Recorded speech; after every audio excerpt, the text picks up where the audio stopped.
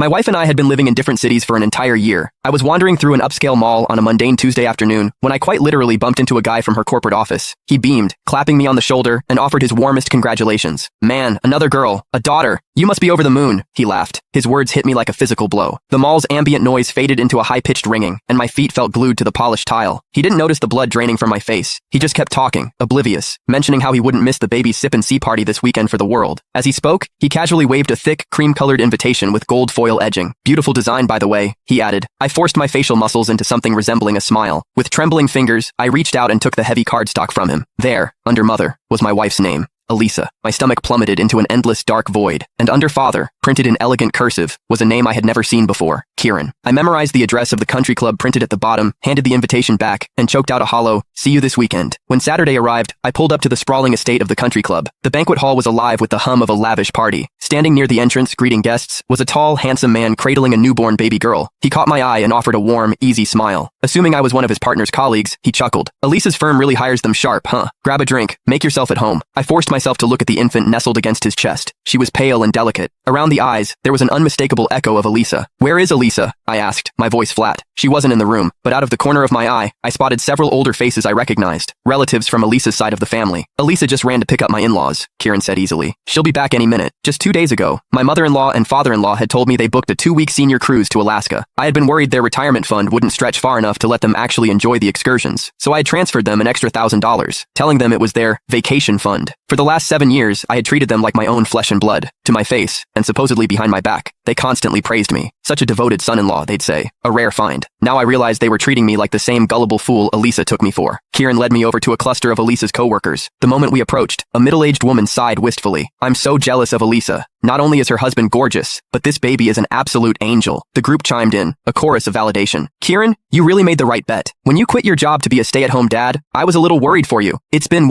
6 years? And you and Elisa are just as obsessed with each other as day one. Now you have this beautiful little proof of it. So happy for you." I had been married to Elisa for 7 years. She had been having an affair with Kieran for over 6. For 7 years, I believed we had the perfect modern marriage. She never lost her temper with me. She told me her take-home pay was around $3,000 a month, and she kept only a small allowance for her coffees and lunches, transferring the rest to our joint account. Every year, she insisted on putting her annual bonus into treasury bonds and mutual funds for our family's future. I had built up quite a nest egg for us, or so I thought. A year ago, she sat me down and pitched a relocation. A corporate assignment in Chicago, she said, that would bump her salary significantly. I agreed. "Elisa is a powerhouse," another coworker was gushing. "Top sales rep every year. Her base salary alone is crazy, and she's pulling in commissions hand over fist. Makes a killing and still treats her husband like a king. Women like that are 1 in a million." The salary she had been transferring to our joint account? That was just her base pay. All her massive commission checks had been funding this alternate life. Kieran beamed. "We're just